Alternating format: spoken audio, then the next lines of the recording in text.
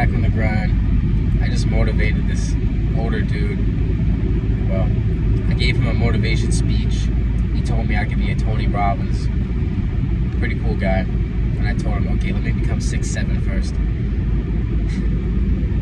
So, what I thought to myself was, envy only harms you. Because I imagine that man ended up where he's at, not taking action, and some people, I would think a lot of people who end up in his spot can get very envious. And then I thought of my own life, where I see someone who's smiling, having a great time, they have a great body, and I can get really bitter about the crap that happened to me that slowed down a lot of my progress. Or I can use that as fuel and say, dude, what's the difference between him and me? Besides the obvious physical features, can I get my mental up to speed with where his is at to attain what he has that I want? Instead of getting bitter, I can get better. That's essentially the motto that's led me to where I'm at mentally, rather than being in the wallows of depression, anxiety, all these stupid labels we give just to describe a lack of happiness and fulfillment. They say depression is the past, anxiety is about the future. Here's the thing though, focusing on just the present is not going to get you anywhere, because if that was the case and you were just presently focused, you wouldn't be thinking about anything else, right? I suppose that's the bliss we all want, just to live in the present and not even consider the future, right? However, the only way I see getting there is to maximize my income and invest almost all of it to where it provides a lifestyle of bliss against paying bills, against working when I don't want to work. That's it. I don't need lavish anything. Although I do want lavish real estate. I think that goes for a lot of people. And it's not an issue if you want good things in life. When you see someone who has a massive house, you get pissed off because you think they're the evil rich, they should give that to the poor. Dude, what if they helped a ton of poor people and that's how they got that house? You ever think of that? Why are you so assumptive? I don't even know if this is how you think. But some people I've met absolutely think this way. And that only kills your soul more. Looking at someone who has what you're secretly jealous of and getting bitter over the means by which they attained it kills you. It does nothing for you.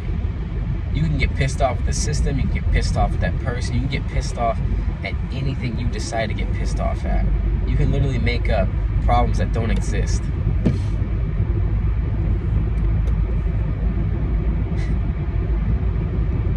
The mind is extremely powerful. You can turn it into a machine that cranks out excellent products, i.e. serotonin, dopamine. Well, dopamine's a little controversial, and that's an oversimplification of those chemicals, but you understand what I'm saying? You can make your mind a machine that produces what you want. And if you put bad thoughts, i.e. bad oil, the wrong fuel, etc., into your brain, you're going to veer off course and crash. And what do I mean by crash? When you crash, you can't move. When you can't move, you're probably going to get depressed. And then if you think in the past and use it to your advantage rather than just being depressed, because sometimes I don't know if you can completely avoid depressive feelings, or at the minimum you can't avoid the past completely. You have to go through it and analyze what did you do wrong so that you don't F up the future. And again, that loops back to what I was talking about being just present. It's very difficult. Well, if you only think in the present, how are you going to prep for the future? If you don't think about the past, how are you going to make sure you don't repeat the same errors?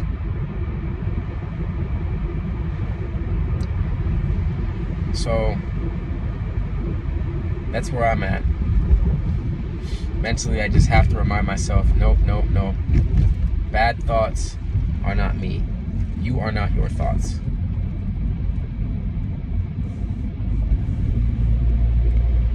You can decide, well, wait a minute, if you're not your thoughts, does that mean you telling yourself that you're going to become a great person, and you become that great person? I guess that means you don't have to identify with your thoughts. That's a better way of phrasing it. However, you can absolutely change the frame of which you think, and that'll make your life immensely better. The potential to become better is immense.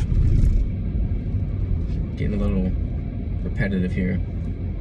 I just pulled up to my customer, but man, if you just make the right decisions and I guess stay present, knowing you're making the right decisions because you've thought them out correctly, you can go a long